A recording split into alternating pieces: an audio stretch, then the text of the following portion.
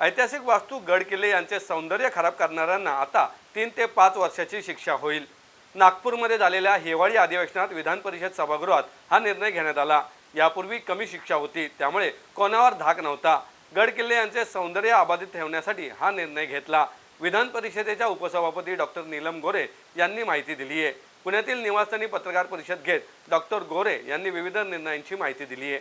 महापालिकेवरती आहे। विधानसभेनंतर ठाकरे आता दिवसेंदिवस प्रत्येक विधानसभेची बैठक घेत आहे।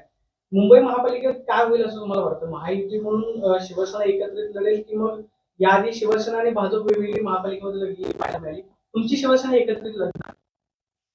आम्ही एकत्रितच लढण्याचा आमचा संकल्प आहे, इरादा आहे आणि कुठल्याही परिस्थितीमध्ये MMR रिजन मधल्या सर्व महानगरपालिका आणि महाराष्ट्रातले उर्वरित महानगरपालिका यांच्यामध्ये महायुतीला घवघवीत यश मिळावं या पद्धतीने आमचे प्रयत्न चाललेले आहेत। बाकी विरोधी पक्षांनी काय करायचं किंवा काय नाही हा ज्यांचा त्यांचा प्रश्न आहे आणि त्यांनी त्याच्यावरती मी काही भाष्य करणं योग्य होणार नाही। हे कसं आहे की सोयाबीन आणखीन तांदूळ आणि कापूस याला भाव देण्याच्या संदर्भात उलट सरकारने घोषणा केलेली आहे।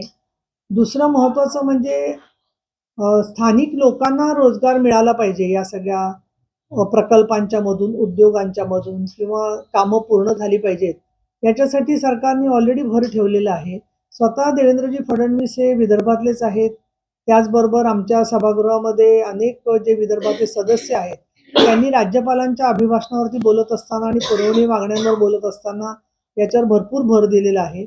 आणि विधानसभेत देवेंद्रजी फडणवीस यांनी उत्तर देत असताना आणि परिषदेमध्ये एकनाथ शिंदे यांनी उत्तर देत असताना या सगळ्या प्रश्नांचा बऱ्यापैकी त्या प्रश्नांवरती लक्ष वेधलेलं आहे।